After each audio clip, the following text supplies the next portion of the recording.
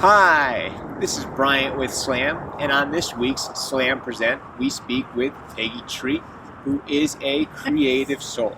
She was an art and English teacher in the Montana School District for over 20 years. She is a painter, a sculptor, a jewelry maker, a leather maker, and today we're going to talk creativity and what that means across multiple mediums. So Peggy, you are a creative soul. Yeah. What does that mean? It means that I easily fly by the seat of my pants, and I can integrate all different types of things. I used that when I was teaching, and I actually do better if I don't have a plan. And people come to me with ideas like what they want in leather or what they want in jewelry, and I try to create what they might like. I usually make more than one piece for them to check out and decide if they want it. The work I do is all custom, and there's no really, with the jewelry, there's no two pieces that are the same. Well, what was your first medium that you were a professional artist? The moccasins. Moccasins, so leather work? Yes. And how early in life did you get started with leather work? I believe it was like 1973 when I was taught how to make my own moccasins. And things just kind of go from there because people saw them and then, oh, will you make me a pair? Yeah, well, I guess so. Yeah. So it was a hobby, you just enjoyed making, you had it, and people were inspired by your art, so it just started to become something more. Yeah, exactly. You know, I had to figure out what to charge people for things because I'm not very good at that, and they would come to me with what they wanted. I did a lot of trades. I like to trade. I did a leather shirt for a man way back when for a logging truckload of logs. And that was beneficial for both of us. So those kinds of things are really fun. Like when I do shows, I like to trade with the other artists there. It seems like having something of theirs is more meaningful to me. Yeah, it's trading a piece of yourself for a piece of someone else. Yeah, I have some beautiful pieces that I've traded for over the years, and I treasure them. The money, well, you know, that spends. So the art came easy, but then rounding it out more as a business person was something you developed over the years. Right, I don't think I'm a great business person. I do enjoy doing the little shows in person because I like meeting the people that are interested in my work and talking to them, and I think that's my biggest interest in doing those shows. And with this COVID, I can't do it. So you've had a very rich, fulfilling artistic career. You've got to express yourself and meet a lot of interesting people. It's been really a lot of fun, yes. I do it for the fun, definitely. When did you know you wanted to be a teacher? When I was a little girl. I used to play school with, and I was always the teacher. So it went away for a while and then came back in my life, and I met some wonderful art teacher who I realized, hey, I could do this. And I ended up coming to school at MSU and getting my English and art degree there. So art was a hobby that just naturally developed, and school was your passion that you pursued. You taught English and art, so your hobby and your profession merged pretty early on. Yeah, I've always loved kids. How do you think teaching others art has helped affect you or the way you think or produce art yourself? Well, you learn a ton from young people. I learned as much from my students as I taught them. And a lot of the ideas would spark from students that I developed in the classroom. Hey, I never wrote a lesson plan willingly.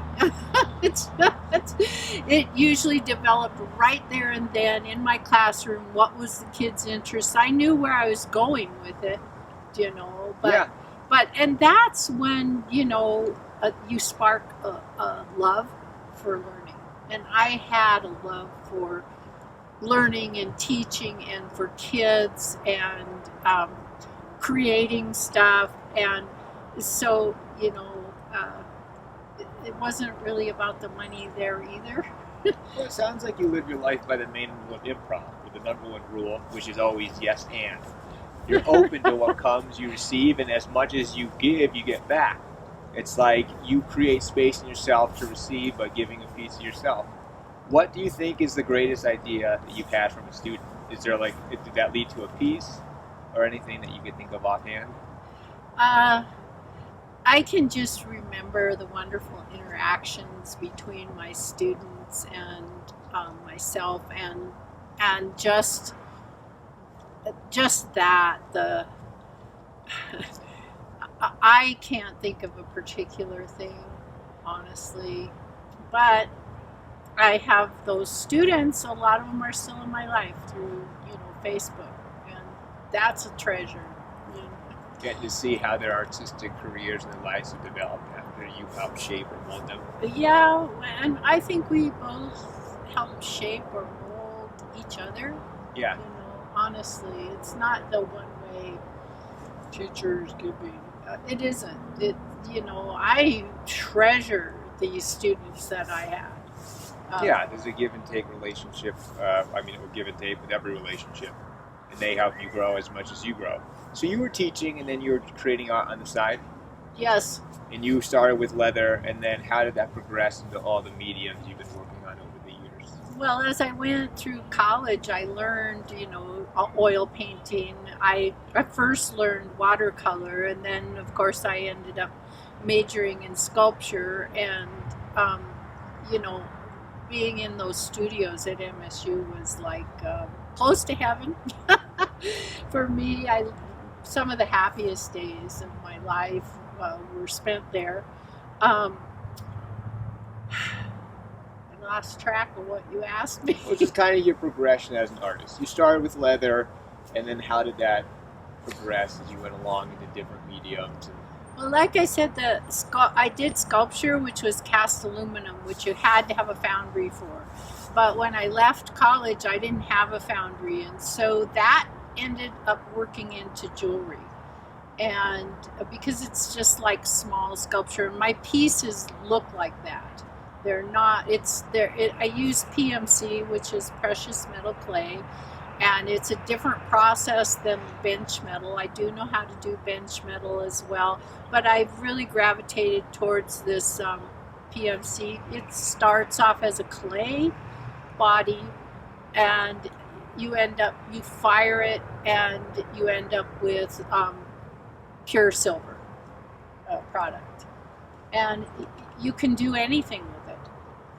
You're the first person I've ever heard describe jewelry as a small sculpture, but as I think about it, it makes perfect sense. Well, yeah, if you take a look at any of the pieces that I have, they are really sculptural. My earrings are flowers, and you just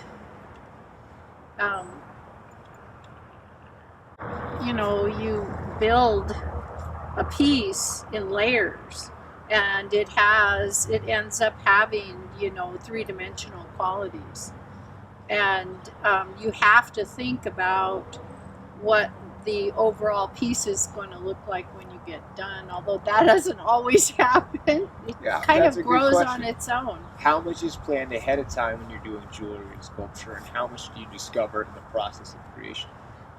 Well, you build pieces with PMC. You make pieces.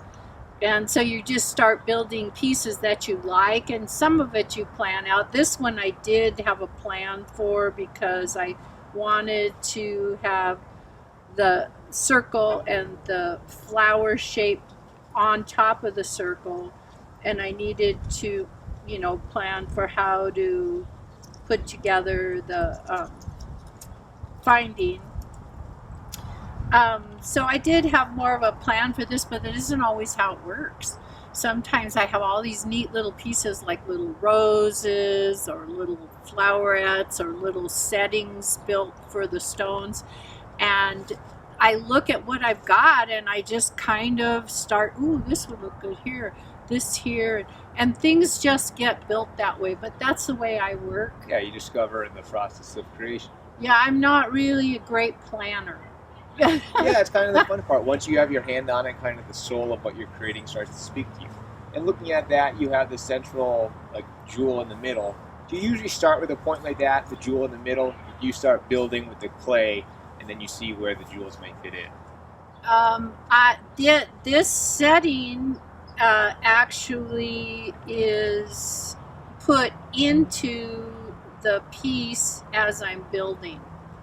I decide what size stone, is going to go there. But I actually create the piece first before I decide what size stone is going in there. Yeah, that's the finishing touch. It's not like the center ripple. You create with your hands the clay, and then you see what would fit as you created it. Yes, unlike my leather, which my bags are built around the piece that I may find, like this would be the piece that I started this with, and then I drew out the pattern for the bag from this piece. But I think I work the opposite way with the jewelry, honestly. And yeah, sometimes I'll start with some sort of plan or idea, but it never ends up to be the same as how I plan. That's part of the fun part, right? Well, yeah, because it usually ends up better. Yeah. But You can only think so much, but once you actually seeing it, you start to see how far you've come. All of a sudden, all new possibilities open up. yeah, I don't worry about what I'm doing, because that, though, if I worry about things turning out exactly how I want them to, that will stifle part of the creative process. Yeah, great things come without putting a set expectation. Do you have a name for that piece? No. With your jewelry, I guess that's probably one big difference between like a sculpture and a piece of jewelry, right? I feel guess. like jewelry probably have less name, but if that was a huge life-size flower, you probably would have a name. Yeah, that's a neat idea. I should think about that. But no, I haven't named anything that I have built in jewelry or leather. I just describe what it is, basically. That's interesting. And what about, I guess your bags are the same thing. It's more of a description than a set name, right? Yeah, definitely. Well, this is my own bag, and So you did the leather work, and then what is that made of in the middle? This is beadwork, and it was made by somebody else. And oftentimes I'll find these neat little pieces, and then build the bag around it. It becomes a collaboration. Yeah, well, this becomes the central drive of these bags, Yeah. Yeah, and I will do the same thing with jewelry, is I'll build pieces like this, and I may decide that this is going to be the central drive of a bag and build a bag to fit this piece as well. Yeah, you kind of build around the flare. Do you think that your difference in approach has to do with the size of the finished product? Or just that jewelry is a little bit more... Well, I also imagine, that is a handmade piece. Or the middle piece you're talking about is a piece you made. Well, with that, the jewel, the gem, the setting is something that you didn't make. So with the jewelry, you start making yourself and then realize how to add the flair. While that central piece is a handmade piece that you still build around. The only part of this that I didn't make is the bezel cup and the stone. All of this, all the rest of this, I made. Yeah, so your hands are actually touching it, and it helped with your hands actually building it. Notice what the finishing touch had to be. Yeah, like I said, I start by building parts with PMC. You build parts first, and then you put those parts, you assemble whatever you're going to make. It's different than bench jewelry in that way, I guess. What is bench jewelry? Regular metalsmithing, sawing and filing and shaping and soldering. You can solder this too. And once this is fired, this is pure silver. It can be treated pretty much like regular sheet silver. Although I wouldn't try to bend this like bench silver. You can, heat and rebend more than this. And then did you also make the leather band? Oh, no, don't be. I did. This is how the silver and the leather tend to integrate in another way. Is that this is deer, and I braid the chains, and I also make bracelets, in this manner with coins, antique coins that have been made into buttons or other little button pieces that go with it. So, and see the braiding part, it ends up being the strapping, all my bags open, the strap open so that you can wear it across your shoulder, or you can wear, I often am wearing my bags around my waist. It's super handy. And then, I know exactly where it is. The braiding, wow, just comes from way back in my childhood. This is going back to the leather work and the moccasins. Actually, the braiding came before. First. Yeah, way before. So is it neat for you to see that finished piece as like a culmination almost of your life's work? How you picked up different mediums along the path in here? It's like a record of everything you've mastered over the years creatively. I never thought of it that way. I do all this because I enjoy it, and because my hands need to be busy, and I just love making stuff. Usually have way more stuff made than I can use, but I don't care. Yeah. It's just, and I keep just certain special pieces for myself.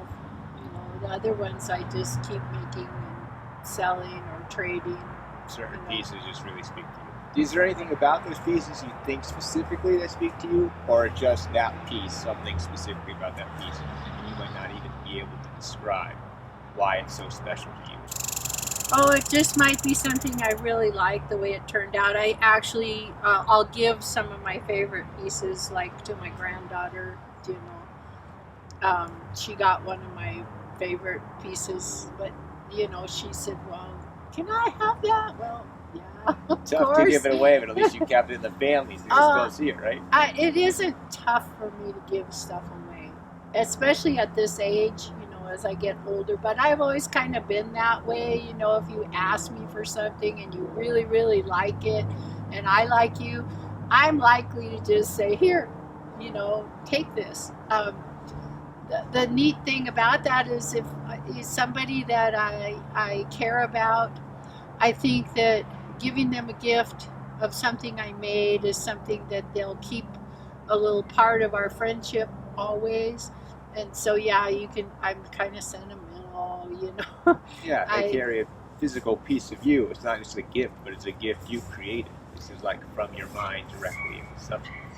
Yeah, I've given some of my past students gifts of different types of things. And of course, my family, and my friends, I would probably like to give away more. I may have that opportunity yet. I donate stuff, for causes, and usually little kids' moccasins, because that's something a lot of people are interested in. But I have gifted tons of little kids' moccasins to, friends with new babies and such. So that's often, and I think that I'm glad I can do that. Yeah, definitely. It's like baby's first pair of shoes. You have a real impact on their life. These first shoes are something they could have, a gift. I raised my son in moccasins. They are absolutely the best shoes that you can raise a child in, especially as they are learning to walk, because they're soft soled. There's no ridge or lip for them to trip over. It They stay on their feet, and they're soft. They're non-binding, and it's interesting because the leather, I use elk and deer and sheep, and I've recently added bison, but the elk and deer stretch really nicely, and so they grow with the kids' feet. And so a child will wear a pair of those little kids' moccasins longer than a regular pair of shoes. And my moccasins... Yeah, we have a pair here to talk to. Right. That's a traditional, basic, what I call low top pattern. And the soles are welder's apron. They call it pearl split. I just always call it welder's apron because it's the same material welders use. The tops are all elk. The tongue is all doubled. There's an inner sole of welder's apron in all of them. I cut my own laces from Latigo saddle leather. This box heel is the most sturdy design that I can find. And the toe, the fact that the stitching's on top, you're never going to walk on that stitching. It's not going to roll. I build these to your foot pattern, custom orders. I do have some in my kit, but I prefer to fit the individual because I can fit 2 different size shoes, a weird different arrangement of toes, if your foot's pointed, if it's round. I can fit all that. And you find that they're extremely comfortable. On this basic sole pattern, I can build any kind of top you want. Do you ever add jewelry or something a little bit more frills, or kind of? I could, but I don't. I can't. I'm not a beadwork person. If somebody has beadwork they want me to add, I can do that before I build the shoe. But after it's done, it's too thick. It's really tough to sew with a glover's needle through elk. You can tell these are punched and laced. These are punched. Is elk your favorite hide to work with? I love elk. It's supple. It's strong. It has such a nice body to it. It's got a beautiful texture to it. Bison is also something I'm becoming really interested in because it also has a beautiful texture and it's very tough. It's harder to work with than the elk, but with moccasins, I'm finding that the bison make beautiful moccasins, and I can actually even build a bison sole instead of using this. And I've made some of those for my son and my granddaughter. They really love them. If somebody wanted to try their hand at making their own moccasins, where could they get access to bison or elk? How do you find those materials? I have for years gone to Montana Leather in Billings. But it isn't easy to find good products anymore. I struggle to find good materials, as time goes on. It's hard to get stuff like I used to get. Like I say, I started doing this about 45 years ago. At that time, the welder's apron was thicker. I cannot find it like I used to get it. The elk is still the same. And actually, I love getting elk and deer from independent tanneries or independent people who have hides. And I also like to trade. If you have your own tanned elk hide or deer hide that you want made into something, and you maybe have 2 elk or something, I'll trade you materials for building whatever you want. And I also do, like, one lady came and she brought me a jacket, a Western leather deer fringe jacket that was her mother's, and her mother had passed away, and she wanted me to build several different pouches out of this jacket to give to her family. And that was really fun. It was a challenge because I wanted to keep the integrity of the jacket, or the fact that it was a jacket, the features of it, in the little pouches that I made. And that was so much fun. I ended up, making pouches out of the sleeves and out of the collar, and it was just, I liked being given those challenges to try and figure out. The lady was really happy with it, and it was fun for me too. So I like doing that. I've even repaired mink coats for people. And it's like not the same as what a furrier would do, but probably the lady will never have to have it repaired again. So, I like doing all kinds of things like that. How many moccasins do you think you've made? I have no idea. People show up every so often with wearing the old ones and going, "Hey, I still have my moccasins." I'm like, "Oh wow, okay, yeah." I don't know. Lots and lots. Do you think leather work is your favorite medium that you work in? No, I actually, I like it, but I really am enjoying the jewelry right now. But, I will also, I like just experimenting with all kinds of things, What is the wildest thing you've experimented with in terms of art? I don't know. I used to do with my students found object sculptures, and that was a blast. And now I guess you would think that is wild. Actually, some of the rural schools I taught in, at first they were wondering what I was doing, because I'm bringing in like all kinds of sticks and dried flowers and whatever, things that are of interest.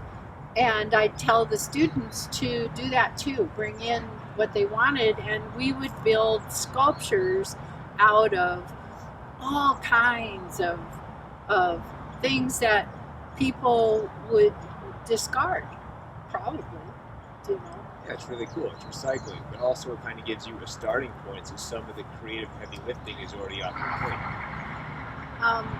plate. True. I know that when I was doing the cast aluminum sculpture, I would collect a lot of driftwood because you had to have things that would burn out. And I would find pieces of driftwood that would definitely start the project. They would be the beginning of the idea of what I would make. And certain dried flowers. My friend passed away, and I would save flowers from the funeral and build a piece that had these dried flowers in it and cast that. And so I have some pieces like that. I enjoyed the sculpture tremendously. I think that I missed that a long time after I was away from a foundry. But I was a single mom, and I really had to go to work seriously teaching after I graduated. So I couldn't follow the art career. I had to follow the career that would provide money for my son and myself. But you still found ways to be creative. Absolutely. I think that a creative person has to. I've always told parents of my students who are highly creative, it's critical for them to follow some sort of creative path for them to be happy human being. You have to be able to express yourself. You have to be able to create. Musicians are the same way. They have to integrate music in their life. If you have a child who's extremely creative, nurture that. Your ideas aren't meant to just stay in your head. They're supposed to help come through you and be something in this world. It is an absolutely critical thing for creative people to create, for them to be happy. If a person is real artistic or real musical and they can't do that, it's a downhill road to depression. And as soon as they start getting involved in their art, in their music, it lifts them up and brings them back to where they feel that life is lovely. I don't care what the situation is that I'm in. If I can sit down and create, I'm going to get involved in that, and I'm going to become a part of the piece that I'm creating. And it isn't hard, it's just joyful. 100%, I totally agree. I'm a writer, I teach dance and the creative expression. I need to create myself. And I always feel better on the days where I create something. Even if I don't finish, just the process of creating helps me feel more complete. Well, that's absolutely true. A lot of artists will tell you it's the process, not the product. It is the process of creating.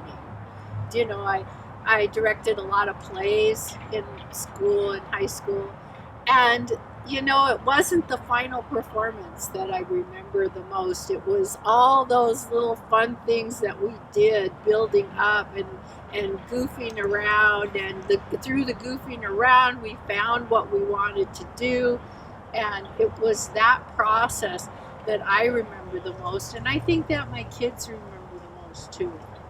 We really had a good time. There's so many great lessons for young artists in there. You can't be afraid to fail, and what you may think is a failure because you didn't finish may really teach you how to get over the hump the next time.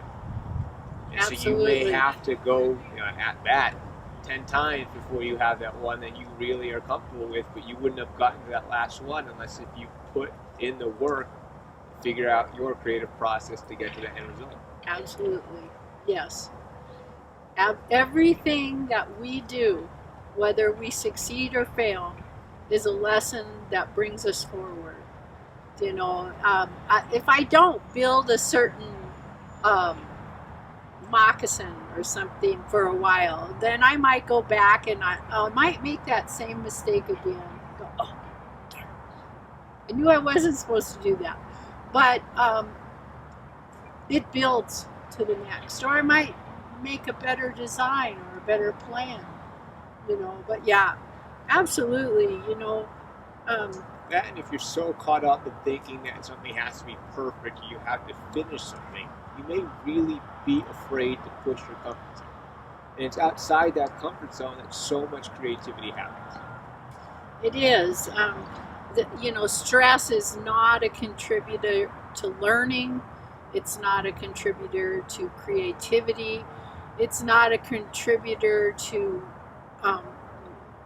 recall information.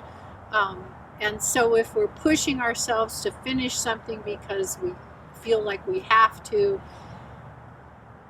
it may not be the most important part. You may have already learned all the important things in the process of getting just that far. Sometimes we quit stuff that it's good that we quit. Not everything is meant to be completed. Yeah, it's another good lesson. Speaking of lessons, this year has been a tough year for a lot of reasons, and it has been very disruptive to people's creative flow. What's one way you've managed to stay creative during this tough year, and what's one lesson you could tell other artists who are struggling to regain their creative flow? Well, the one thing that I've learned, because I have had to isolate through this COVID, because I have heart failure. And I have had to be really, really careful. The thing that I've learned is that there's a lot more things I can do for myself than I think I can, or than I thought I could do. And actually, blessings come in disguise. I've always wanted to grow a garden, and I never stay put long enough. And so this summer I was able to grow a garden, and I found how much joy that gave me, just digging in the dirt and growing vegetables and flowers and everything. And that's a creative process as well. And so I think that, when things are tough, it's actually a call to look inside ourselves and see what it is that we actually can do for ourselves, because there is a lot.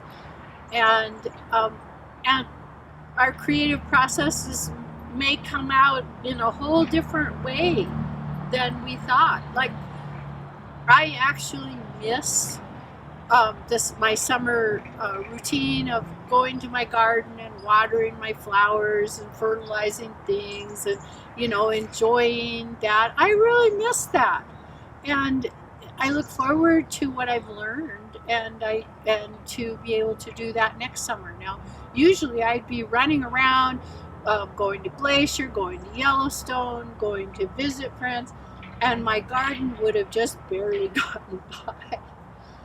And so sometimes these are gifts that we can use this time to create and nurture a part of ourselves that we never knew we had. And I think a lot of us as artists and craftsmen, we get kind of into one rut of building a certain product. And I would encourage people to experiment with different mediums and different things, because even if you don't use that in your product, you'll learn something from experimenting with those different mediums that will enhance whatever you're building to sell. Yeah, you're really, again, living by the yes and. You took it and you just improvised, and you came up with a whole new creative process for yourself. So you have moccasins, and you have jewelry, and you have leather work. Where can people find this online, or how can they get a hold of you to purchase any of these products? The only thing I have is a Facebook page, which is Moccasins Moccasins and Custom Leather and Jewelry. If you go to the Facebook page, you can message me from there, and I will get back to you. I don't have a website. I'm not that organized or knowledgeable about those things. Like I said, I usually just do shows, and not a lot of them. Just go to the Facebook page and message me, and I will definitely get back to you.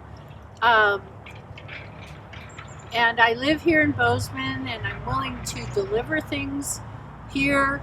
I'm also willing to gift wrap and mail stuff. So they can get some really unique, special holiday gifts by checking you out on Facebook. Yeah, on my Facebook page, Moccasins, it's Okitsik's, which means bear paws and black feet. On that page, I have lots and lots and lots and lots of all different kinds of things that I make, and I can create something special for each individual person as well. If somebody wanted to order moccasins, how long does that process take? Not that long. I need your foot pattern, and I need to know exactly what you want, but I would say within a month you will have your custom made moccasins. Any orders that I get now, I could probably make for Christmas at this point. I have a lot of things already made too. Great, that is great. Any last thing you want to share? Any last lesson you've learned? Any last thing you want to talk about?